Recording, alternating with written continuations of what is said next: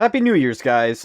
This is more the unscripted part of the video, but I just forgot to record this last second. I hope you guys have enjoyed the holidays with your family and friends.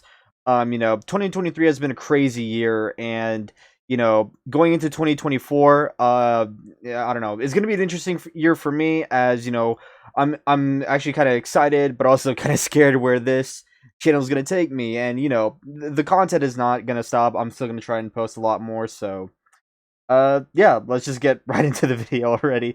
Happy New Year's and happy holidays. Well, the holidays are over, but I hope you guys are looking forward to 2024. Now, I think most of us can agree that Spider-Man 2 is amazing. The story and gameplay, while it isn't perfect, it's very enjoyable. Now, I haven't played the game myself yet, but I have watched some gameplays and sped through the story. But I'm not here to talk about the greats of Spider-Man 2, I'm here to talk about the things that can definitely be improved in the next Spider-Man game.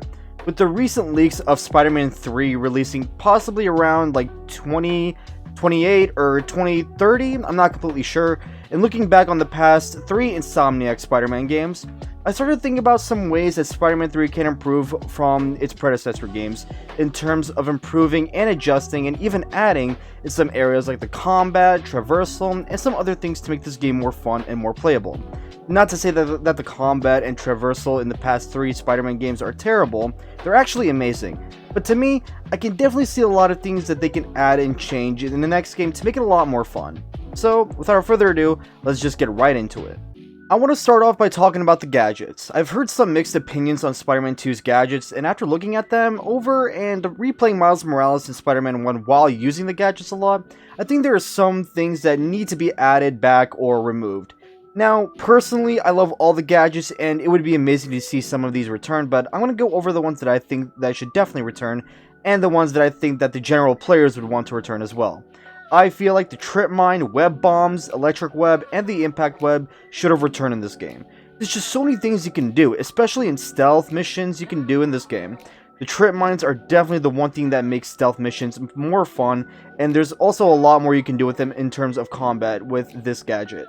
I don't know, let's just say, like, with the Web Grabber, or even Upshot, the combinations you can do with those gadgets plus, like, Trip Mines or Electric Webs or the Web Bombs, I don't know, I feel like there's just a lot you can do. I hesitated to include the Web Bombs because I would say that the Web Grabber is similar, if not better than the Web Bomb, but I just think it's a cool gadget to use if you just want to mess around and, stuff and just have fun. The Electric and Impact Webs are definitely fun gadgets to use in terms of combat, but hey, that's just me. I think Electric and Web Bombs can be debated, but I use them a lot in the first game to make the combat more fun, so who knows if other players can do that in, the next game as well. Now, when we get into stuff like the spider drones, the suspension matrix, gravity wells, and the remote mines, I like to use that stuff a lot from time to time, especially the suspension matrix. It definitely saved me on a few occasions a lot, and it'd be cool to have that gadget again. But, I've heard a lot of criticism about those gadgets, and it seems like people don't really like them too much. It kind of takes that Spider-Man feeling away a little bit. One thing that I think should be added, and, this can improve the combat greatly, is giving us the ability to push enemies in the web lines, allowing them to bounce back and hit them with another combo or something else. I'm pretty sure there are ways to get creative with these gadgets, and if you just take away or even just add more stuff into it, or just like add gadgets from the previous games into like the next games along with Spider-Man 2 gadgets, I think there is just so many different ways for players to get creative and just use them in terms of combat or like even stealth, I would say. Just like how like I explained with the web lines thing. So I think that's, in terms of gadgets, that's gonna be like that's what I want to talk about with the gadgets. Another thing I want to get into is stealth. Now, stealth isn't a huge part of this game, and even though it's not the greatest, I find myself creating challenges for myself despite how easy it is to do them. I love the stealth in this game because I have the freedom to basically create a challenge for myself, but I know that's not how everyone does things, and even I admit I wish the stealth would have been improved from time to time.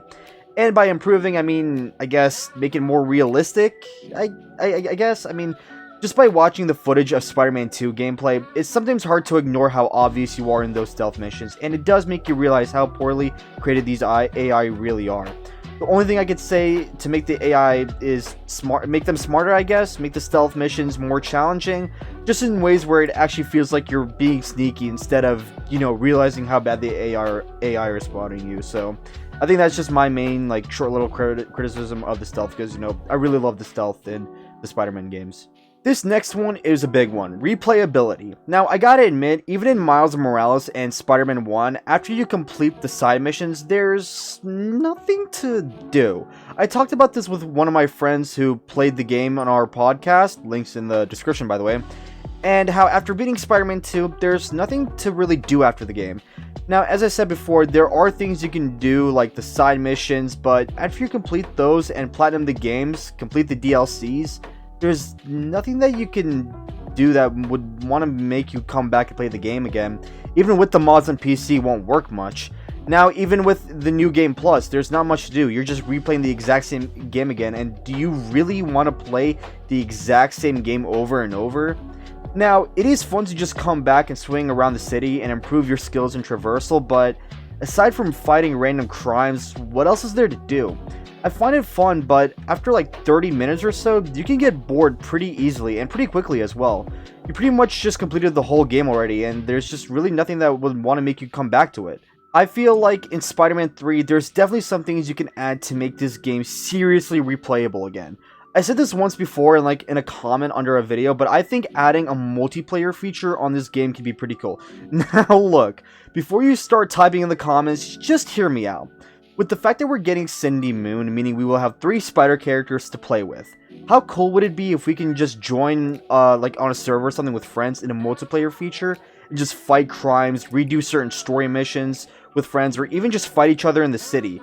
Can you imagine yourself playing as one of the 3 spider characters, your other friends playing as other spider characters, and just fighting it out with different superpowers and different suit powers and different gadgets and abilities in New York? Just like make it like a competition for yourself? Wouldn't that be pretty fun? And the game can have some features for multiplayer stuff too, like races through the city, having competitions to fight the most crime, or going to some lab where you can go into a simulator and fight any supervillain with each other. Let me set up the premise for the last idea I had. I don't know what'll happen in Spider-Man 3, but let's say Harry gets better and reopens his lab and he started in Spider-Man 2, and he creates a giant simulation room, and we can literally go in and fight any supervillain in the Insomniac universe through a simulator. Like, let's say we can fight Venom, Green Goblin, Sandman, Lizard, Mysterio, and you don't have to fight just one villain. You can fight multiple at once, and imagine doing this not just on your own, but with friends as well. And you don't have to do just boss fights. You can fight regular thugs and other different varieties of enemies, like the Hunters, the Underground, and the Demons. And there's fun games that the players can make on their own, like hide and seek, you know. I'm not a game developer, and I don't know how you would be able to put this in a game, but, you know, I feel like adding this will definitely help in terms of replayability and just making the game more fun and allowing players to get more creative. This is just something I came up in my mind, and picturing it down, these things that I've just explained, gets me excited for what we could have. There are other ways than just making multiplayer stuff, like to make the game more replayable, like doing similar stuff the first game did, like adding the Taskmaster things and setting up mini games where you can just set and break records. Personally, I think replayability is a very important part of a video game. I want to come back to a video game that I love and keep playing, but I don't want to come back and play the same game and be bored. I believe a majority of the people that played this game and just played games in general can agree with me on that. And for me, personally, I feel like adding a multiplayer feature and, you know, adding some, like, the ideas that I've listed would actually be pretty fun to do, especially in a Spider-Man game. Now, this next thing is something that I wouldn't be upset if they didn't add, but it would be super cool if they did add, and this is customizing your own suit. Obviously, the advanced suits and the Morales suits will always be canon to the story, but in terms of just playing the game, I think allowing people to incorporate their own spider-sonas into the game would be super cool to do. There's this fan game called Spider-Man Suit Factory, created by someone named Skrill Rock, where you can scroll through and just choose different suit patterns, colors of the suits, eyes, webbing, and logos, and you can pretty much create your own suit. There's obviously gonna have to be like some limitations on it in terms of design wise, because there are some spider sonas that are pretty insane. This is just a way to help people put their ideas and creativity into a game, which I think is super fun and beneficial to do, especially for players. I'm going to link some of the videos of the fan game where you can go and check out for yourself to see how it actually works. Now, let's talk about the traversal. The swinging in this game is hands down the best in my opinion. It's fun and there's just so much to do, especially when stuff like boosting, loops, and web wings have been added. There's nothing to change, but I think some things can be added like skidding your hands on the road. Remember that one scene from the first Spider-Man game? Like this scene? Just small things like that would be super cool. One thing that I think should definitely be changed, however, and I don't know if it was changed yet in Spider-Man 2, and this is using gadgets in the air.